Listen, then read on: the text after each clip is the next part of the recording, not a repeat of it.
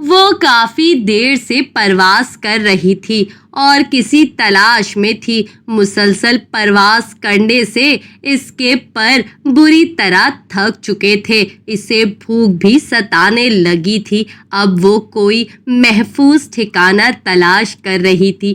کافی دیر کے بعد اسے ایک گھر نظر آیا جہاں صحن میں ایک چھوٹی سی بچی ادھر ادھر پدکتے چھوٹے چھوٹے چوزوں کو دانہ ڈالنے میں مصروف تھی۔ ننھی چڑیا اس صحن میں اتر گئی اور زمین پر پڑے بکھرے دانے چونگنے لگی۔ مرغی نے جب اپنے بچوں کے درمیان کسی اجنبی چڑیا کو دیکھا تو وہ ننھی چڑیا کے قریب آ گئی۔ چڑیا اس کی آنکھوں میں چھپے غصے کو بھانپ گئی۔ اسی لمحے وہاں ایک بلی نمودار ہوئی۔ مرغی اور بلی دونوں چڑیا کو ایسے دیکھ رہے تھے جیسے کوئی فتح حاصل کر لی ہو۔ ننھی چڑیا دونوں کے ارادوں کو سمجھ چکی تھی۔ چڑیا ابھی ان دونوں کو دیکھ ہی رہی تھی کہ اچانک وہاں ایک شکاری آ گیا۔ وہ ایک کتا تھا۔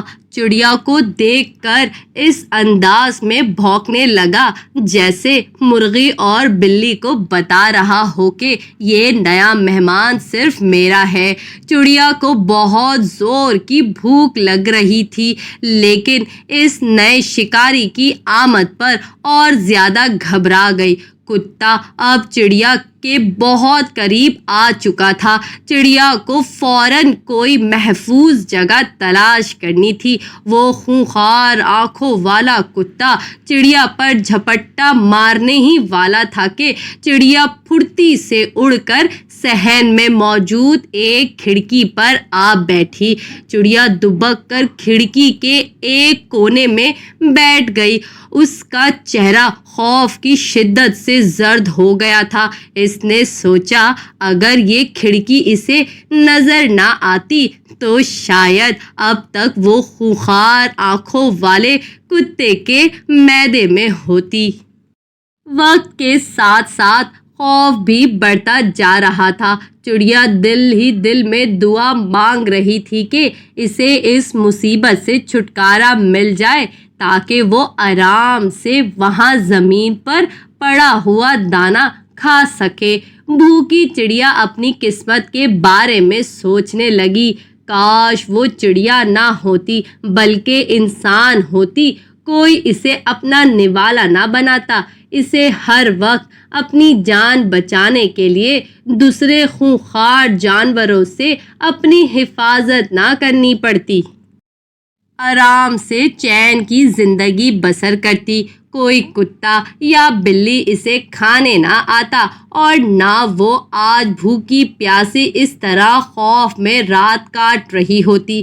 وہ رات واقعی بہت دہشت ناک تھی۔ اس نے اپنا سر باہر نکال کر نیچے کا جائزہ لیا۔ وہ خونخوار آنکھوں والا کتا ابھی تک اپنے شکار کی تاک میں بیٹھا تھا۔ اگلی صبح بھوکی چڑیا نے ایک نظر نیچے ڈالی۔ وہاں اب کوئی شکاری نہ تھا۔ اچانک ایک بچی کھڑکی کے قریب آئی۔ اس نے چڑیا کو دیکھا۔ اسے وہ چڑیا تقریباً ادھمری لگ رہی تھی۔ بچی نے جب چڑیا کو غور سے دیکھا تو اسے احساس ہوا کہ چڑیا زندہ ہے۔ اب چڑیا کا دل خوف سے ڈوب رہا تھا کہ نہ جانے وہ بچی اس کے ساتھ کیا سلوک کرنے والی تھی۔ اچانک اس بچی کی آواز آئی، اوہو، لگتا ہے اس ننھی چڑیا کے پر نہیں ہے۔ اسے پورے جملے کا صرف ایک لفظ چڑیا کے ذہن میں جیسے اٹک کر رہ گیا۔ چڑیا نے لمبی سانس لی، جلدی سے اپنے پر پھڑ پھڑائے اور تھوڑی ہی دیر میں وہ نیلے آسمان میں گم ہو گئی۔ وہ نادان چڑیا اب تک بھولی ہوئی تھی کہ اوپر والے نے اسے پر کی نعمت سے نوازا ہوا ہے جو انسان کے پاس نہیں۔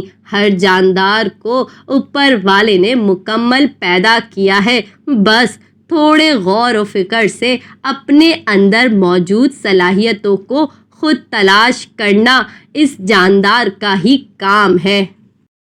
تو پیارے بچوں، اس کہانی سے آپ نے کیا سیکھا کہ ہم جیسے بھی ہیں، جس بھی حال میں ہیں، ہمیں اوپر والے کا شکر ادا کرنا چاہیے اور اپنے اندر موجود صلاحیتوں کو تلاش کرنا چاہیے۔ امید ہے میری یہ کہانی آپ کو ضرور پسند آئی ہوگی۔ میرے channel Chintu S T V کو لائک کریں، شیئر کریں، سبسکرائب کریں اور ہاں، بیل آئیکن کو پریس کرنا نہ بھولیے گا۔ Okay, bye.